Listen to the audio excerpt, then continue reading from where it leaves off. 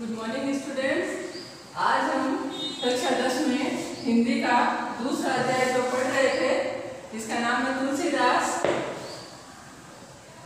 और हम इसमें लक्ष्मण परशुराम संवाद पढ़ रहे थे। हमने लक्ष्मण जी और परशुराम जी के दो संवाद पढ़े, जिसमें क्या है कि वो शिव जी का धनुष जो राम जब तोड़ देते हैं तो गुस्से में परशुराम जी आते हैं, और लक्ष्मण जी जो है वो भी गुस्से वाले हैं, तो उनसे भी सहन नहीं होता है, वो कुछ भी बोलते हैं तो उनके बीच में आपस में जो कहा सुनी होती है, यानी जो बीच में जो बातचीत होती है, उसका वर्णन हमने पहले दो पद में पढ़ा है। अब अगला तीसरा पद है, बिहसी लखनऊ बोले वधुवानी, अहो मुनीस महाभट मानी, पुनि पुनि मोही देखावे कुठारू, चाहत उड़ावन फूंकी पहाड़। अब लक्ष्मण जी देखिए, बिहसी का मतलब है हंसकर, मृदु का मतलब है कोमल या मीठी वाणी जो होती है वो, वाणी का मतलब आवाज है ना, मुनीसु का मतलब है महामुनि, और महाभट का मतलब है महान योद्धा। पुनि पुनि का मतलब है बार बार, मोही का मतलब है मुझे, दिखाव यानी दिखाकर, कुठारू का मतलब है फरसा, चाहत का मतलब है चाहते हैं, उड़ावन का मतलब है अपन उड़ाना चाहते हैं, वो मतलब उड़ाना, ठीक है। फूंकी यानी फूंक, और पहाड़ यानी पहाड़। तो हंसकर जो है लक्ष्मण जी हंसकर मीठी वाणी में बोले कि हे महामुनि, आप तो महान ज्ञानी हैं, आप निश्चय ही मैंने मान लिया कि आप जो है महान योद्धा हैं, महान ज्ञानी है। पुनि पुनि देखिए, और आप जो है बार बार मुझे देख अपने फरसे को दिखाकर डराना चाहते हैं। कि लक्ष्मण जी हंस के बोल रहे हैं उनसे, वो क्या व्यंग्य के अंदर बोल रहे हैं उनसे, क्या कह रहे हैं, वो हंसकर बोले कि हे महामुनि, मैंने मान लिया कि आप महान योद्धा हैं, और आप जो है मुझे बार बार क्या है अपना फरसा दिखाकर डराना चाहते हैं। चाहत उड़ावन फूंकी पहाड़, तो मतलब आप जो है पहाड़ को फूंक देके उड़ाना चाहते हैं, और पहाड़ फूंक देने से होता है क्या, वो पहाड़ किसको, वो खुद के लिए बता रहे हैं। आप कह रहे हैं, लक्ष्मण जी कह रहे हैं कि आप जो है पहाड़ को फूंक देके उड़ाना चाहते हैं। यहाँ कुम्हड़ बतिया को नाही, जे तर्जनी देखी डरी जाही, देखी कुठारू परासन बाना, मैं कछु कहा सहित अभी माना। कुहड़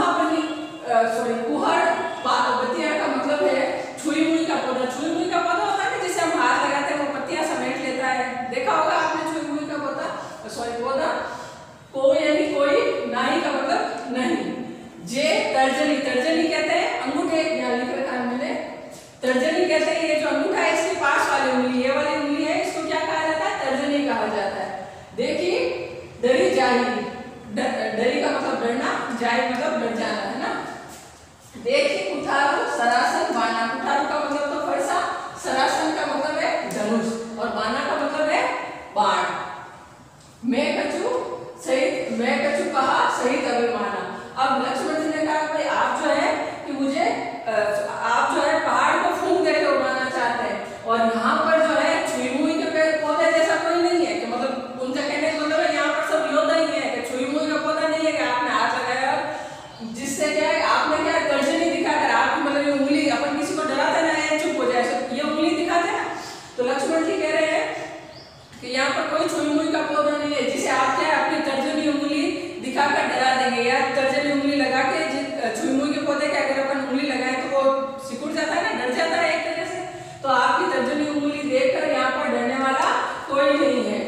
देखिए मतलब आप मैंने जो है आपको कुठार यानी फरसा और धनुष बाण धारण किए देखा, तो मैंने अभिमान में आके आपसे कुछ कह दिया है, मतलब आपको धनुष बाण और फरसा हाथ में लिए देखा, तो मैंने सोचा कोई क्षत्रिय है ना, वो मन में मतलब बता रहे हैं कि मैंने सोचा कि आपने जो है धनुष बाण और फरसा हाथ में लिया है, तो उसको देखकर मैंने अभिमान में आपसे बहुत कुछ कह दिया।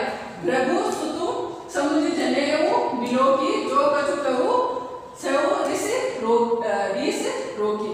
भृगुसुत यानी भृगु ऋषि के वंशज, भृगु के पुत्र है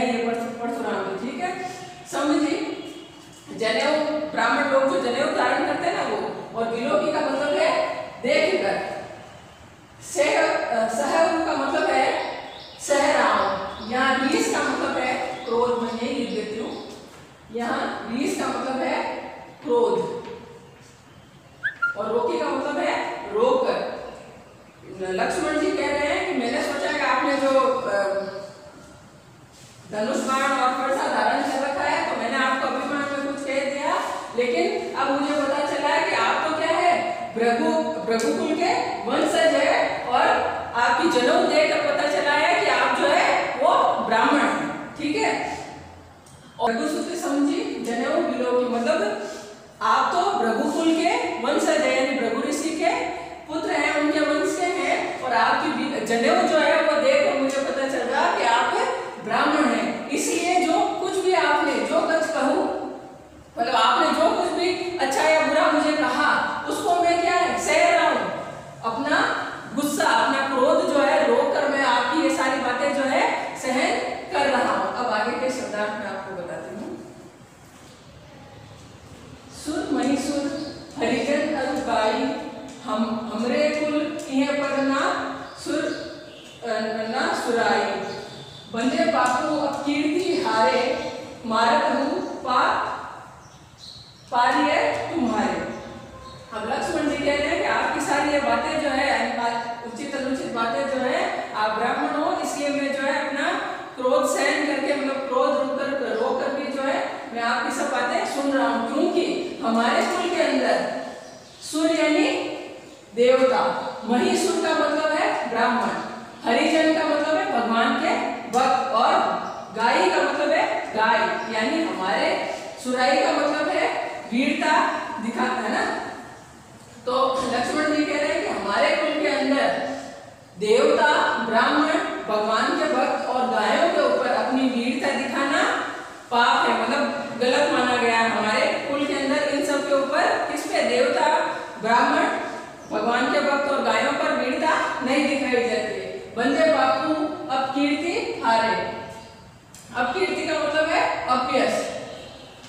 तो लक्ष्मण जी कह रहे हैं कि इनको मारने से हम पाप लगता है और अगर हम इनसे हार जाएं तो हमारा अपयश चारों ओर फैलता है। तो अगर हम इनको मारे ब्राह्मण भगवान के भक्त और गाय और देवताओं को अगर हम मारे हैं तो पाप लगता है और अगर इनसे हम हार जाएं तो हमारी क्या है अपकीर्ति, हमारा अपयश फैलता है। मारत हूँ पारिय तुम्हारे, और अगर आप हमें मारते भी है और आप ब्राह्मण हैं भृगुकुल के वंशज है ना, तो आप ब्राह्मण हैं तो अगर आप हमें मारेंगे तो भी हम क्या है आपके चरणों के अंदर ही पड़े रहेंगे। पा यानी पैर, यानी हम आपके पैर या हम आपके चरणों में ही पड़े रहेंगे। कोटि पुलिस संग वचन तुम्हारा वेट ददाऊ धनु बाण उठारा। कोटि का मतलब है करोड़ों, पुलिस यानी वज्र, सम का मतलब है समान, वचन का मतलब है जो बोल रहे हैं वो बातें हैं वो कि आपकी बोली आपकी वाणी इतनी कठोर है, किसके समान वज्र के समान कठोर है। आप जो वचन बोल रहे हैं वो वज्र के समान कठोर है, इसलिए आपकी वाणी इतनी कठोर है, फिर भी आपके वेश के अंदर आप धनुष बाण और फरसा धारण किए फिर रहे, मतलब आपकी तो बोली इतनी, आप कहने का मतलब है आप इतना कठोर बोल रहे हैं, आपको धनुष बाण और फरसा धारण करने की कोई जरूरत नहीं है। जो बिलो की अनुचित कहे हो क्षमहु महामुनि धीर के, जो मैंने आपके ये फरसा धारण किए हुए और धनुष बाण धारण किए हुए देखकर जो मैंने आपसे अनुचित कह दिया है तो हे महामुनि क्षमहु, यानी आप मुझे जो है क्षमा कर दीजिए। सुनी सरोस भृगु वंशमणि बोले गिरा गंभीर, और लक्ष्मण जी की ऐसी बातें सुनकर जो है सरोस का मतलब है क्रोध से, भृगु वंशमणि का मतलब है भृगु वंश में श्रेष्ठ कौन, परशुराम जी, बोले गंभीर वाणी के अंदर लक्ष्मण जी से बोले। आगे का संवाद अगला संवाद क्या आगे के संवाद में पढ़ते हैं। अब देखिए पहले जो हमने पद पढ़ा था उसके अंदर क्या है कि वो लक्ष्मण जी उनको कह रहे थे तो उनकी बातें सुनकर फिर परशुराम जी बोले। तो देखिए इसमें क्या है कि लक्ष्मण जी की बातें सुनकर परशुराम जी वापस जो है विश्वामित्र जी को कहते हैं कि आप इन्हें समझा लो। किसको? लक्ष्मण जी को समझा लो, नहीं तो मैं कुछ गलत कर बैठूंगा। तो लक्ष्मण जी क्या करते हैं, उनको वापस और उकसाते हैं और उनको कुछ कहते हैं, ये आगे अभी इसमें पढ़ेंगे अपन, ठीक है। उसका वर्णन इसके अंदर किया गया है। अब देखिए, मैं आपको शायद बताना भूल गई या बताया होगा तो मुझे याद नहीं है। आपको क्या है, इसका प्रसंग क्या लिखना है कि प्रस्तुत पद तुलसीदास जी के रामचरितमानस के बालखंड से लिया गया, चारों में यही आएगा। और उसमें लक्ष्मण जी और परशुराम संवाद जो है, जब धनुष तोड़ा जाता है तो लक्ष्मण जी और परशुराम जी का संवाद जो होता है उसका वर्णन किया गया, ये इसका प्रसंग है, ठीक है। तो देखिए, कौशिक सुनहु मंद यहु बालकु कुटिल काल बस निज कुल गालकु भानु वंश राकेश कलंकु निपट निरंकुश अबुध असंकु। अब कौशिक का मतलब है यहाँ विश्वामित्र, मंद का मतलब है मूर्ख या बुद्धिहीन, कुटिल का मतलब है टेढ़ा, कालवश यानी मृत्यु के वश में होकर, गालकु का मतलब है नष्ट करने वाला, भानुवंश यानी सूर्यवंश, राकेश का मतलब है चंद्रमा, कलंकु मतलब कलंक या दाग, निपट का मतलब है अत्यंत या निरंकुश का मतलब है अनुशासनहीन, अबुध का मतलब है मूर्ख या अज्ञानी, असंग का मतलब है निडर। अब विश्वामित्र जी जो है, परशुराम जी जो है विश्वामित्र जी से कहते हैं कि ये जो बालक है वो क्या है, बुद्धिहीन है यानी मूर्ख है और बड़ा ही टेढ़ा बालक है ये, और ये क्या है, काल के वश में होकर अपने कुल का नाश करने वाला है। मतलब ये इसकी मृत्यु जो इसके निकट है, मृत्यु निकट कैसे, वो कह रहे हैं कि मैं इसको मार दूंगा। ये बालक जो है बुद्धिहीन है, ये मतलब मूर्ख है ये बालक, और ये काल के वश में होकर अपने कुल का विनाश कर देगा, मतलब खुद मर जाएगा तो उसके बाद में कुल वंश आगे नहीं बढ़ेगा ना, इस हिसाब से कह रहे हैं कि अपने कुल का विनाश कर देगा। भानुवंश राके, और ये जो है भानुवंश यानी सूर्यवंश, सूर्य रूपी जो वंश क्या, सूर्यवंश का चंद्रमा रूपी कलंक है। कौन, लक्ष्मण जी के लिए कह रहे हैं कि ये लक्ष्मण जी जो है सूर्यवंश में चंद्रमा रूपी जो है, चंद्रमा का जो कलंक होता है उस रूप में ये है, निपट निरंकुश अबुध असंकु, और ये बहुत ही अत्यंत ही क्या है, अनुशासनहीन, अबुध यानी अज्ञानी और निडर है। कौन, लक्ष्मण जी के लिए कह रहे हैं कि ये अत्यंत ही क्या है, अनुशासनहीन, मूर्ख और निडर है। कौन, लक्ष्मण जी के लिए कह रहे हैं परशुराम जी।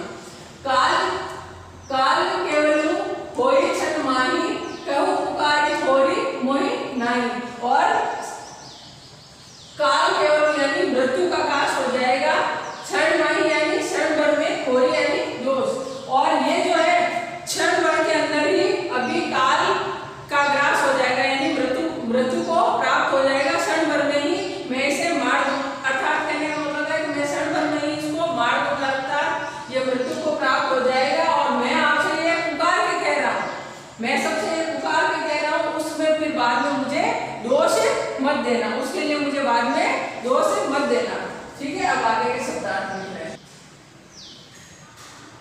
तुम्हें हट कहूँ जो चाहूँ उबारा, कहीं प्रताप बलु रोष हमारा। परशुराम जी कह रहे हैं कि हटकऊ का मतलब है रोक लो, जो का मतलब है यदि, चाहो मतलब चाहते हो, उबारा यानी बचाना, प्रतापु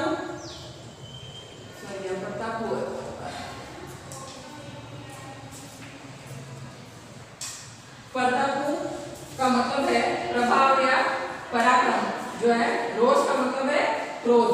तो परशुराम जी कह रहे हैं कि तुम जो है, अगर आप जो है इसको मेरे क्रोध से यदि उबारना यानी बचाना चाहते हो, तो इसको मेरे प्रताप, मेरे पराक्रम और मेरे क्रोध के बारे में बता दो इसको कि भाई मुझे क्रोध आता है, और अगर मेरे क्रोध से और मेरे प्रताप से अगर इसको बचाना चाहते हो तो इसको मेरे बारे में बताओ। लखन केव मुनि सुजसु तुम्हारा, तुम ही अक्षत को बरने पारा। तो अब लक्ष्मण जी क्या है, हंसकर उनसे वापस कमेंट व्यंग्य वाणी के अंदर क्या कहते हैं, सुजसु यानी कीर्ति, अक्षत का मतलब है रहते हुए, को यानी कर दिया, तुम्हारा, तुम ही अक्षर को बढ़ने पारा। सुजसु का मतलब है कीर्ति, अक्षर का मतलब है रहते हुए, को का मतलब है कौन, बढ़ने का मतलब है वर्णन करना, पारा का मतलब है समर्पण, समर्थ या कर पाना। तो अब लखन जो है उनको कहते हैं हे मुनिवर, आपका जो यश है, आपका जो यश है उसको तो आपके रहते हुए आपके यश का वर्णन और कौन कर सकता है। मतलब आपके रहते हुए आपके यश का वर्णन कौन कर सकता है। अर्थात वो क्या है, व्यंग्य में बोल रहे हैं, क्योंकि वो अपने मुंह से खुद ही कह रहे हैं ना मुझे इतना गुस्सा आता है ये वो। तो लक्ष्मण जी उनको कहते हैं कि भाई आपके रहते हुए आपके यश का वर्णन कौन कर सकता है। क्योंकि परशुराम जी ने विश्वामित्र जी से कहा ना कि इनको मेरे गुस्से के बारे में, मेरे पराक्रम के बारे में बताओ। तो लक्ष्मण जी कह रहे हैं कि आपके रहते हुए हे मुनिवर, आपके रहते हुए आपके यश का वर्णन और कौन कर सकता है। अपने मुंह तुम आपनी करनी, बार अनेक बाती बहु बरनी। आपनी का मतलब है अपनी, करनी का मतलब है कार्य, वर्णी का मतलब है वर्णन की है, ठीक है।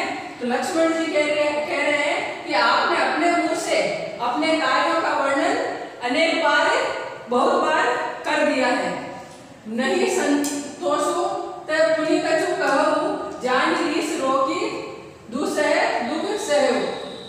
क्या मतलब इतने पर कि आपको अगर संतोष नहीं है तो आप जो है अपने बारे में और वर्णन कर दीजिए। अगर आपको इतना बताने के बाद भी संतोष नहीं है तो आप अपने बारे में कुछ और बताइए। जानी रीस रोकी दूसरे सब, और मैं जानता हूँ कि सॉरी यहाँ बताया नहीं मैंने, जानी यानी मत, रीस यानी क्रोध, दूसरे है यानी असहनीय, सहु का मतलब है सहन कीजिए। और आप जो है अपने गुस्से को, और मुझे पता है कि आपको जो है आप अपने गुस्से को रोक पाना आपके लिए असहनीय है। आगे के शब्द लिख रहे हैं आप, है ना, कि आपके गुस्से को सह पाना, आपको अपने गुस्से को सह पाना असहनीय है। तो लक्ष्मण जी उनको कह रहे हैं कि आप जो है अपना गुस्सा रोककर असहनीय दुख मत सहन कीजिए। वीरवती तुम धीर अशोभा, गाली देत ना पाहु शोभा। वीरवती यानी वीरों के व्रत का पालन करने वाले, धीर यानी धैर्यवान, अशोभा यानी क्रोध ना करने वाला, सूर्य यानी वीर, ये तो आगे से गए। तो लक्ष्मण जी उनको कहते हैं कि आप तो वीर व्रत का पालन करने वाले हैं, बड़े ही धैर्यवान हैं, और क्रोध करना आपको शोभा नहीं देता है, और गाली देत और क्रोध करना और गाली देना आपको शोभा नहीं देता है। सूर समर करनी करही कहना, जना वही आपू, विद्यमान रन पाए रिपु, काय कतई प्रतापु। सूर का मतलब है वीर, समर का मतलब है युद्ध में, जनावही का मतलब है जताते हैं, रिपु यानी शत्रु, और कथय यानी कहते हैं। मतलब आगे लक्ष्मण जी कह रहे हैं कि जो सूर होते हैं, सूर यानी जो वीर होते हैं, वो युद्ध के अंदर करके दिखाते हैं, और अपने मुंह से क्या है बताते नहीं है कि मैं ऐसा कर दूंगा ऐसा कर दूंगा, जताते नहीं है। वो क्या करते हैं, शत्रु को युद्ध के अंदर जो है शत्रु को अपना प्रताप दिखाते हैं। अर्थात वीर जो है वो अपनी बात जो है करके बताते हैं, खाली डींगे नहीं हाँकते हैं। ये किसने कहा, लक्ष्मण जी ने कहा उनको, परशुराम जी को। कब, जब परशुराम जी बार बार कह रहे थे ना कि मैं ऐसा कर दूंगा, मैं प्रतापी हूँ, पराक्रमी हूँ और बहुत गुस्से वाला हूँ, तो उन्होंने कहा कि जो वीर होता है वो बात कहता नहीं है, खाली वो युद्ध के अंदर अपनी बात जो है साबित करके दिखाते हैं, यानी करके दिखाते हैं, खाली बड़ी बड़ी डींगे नहीं हाँकते।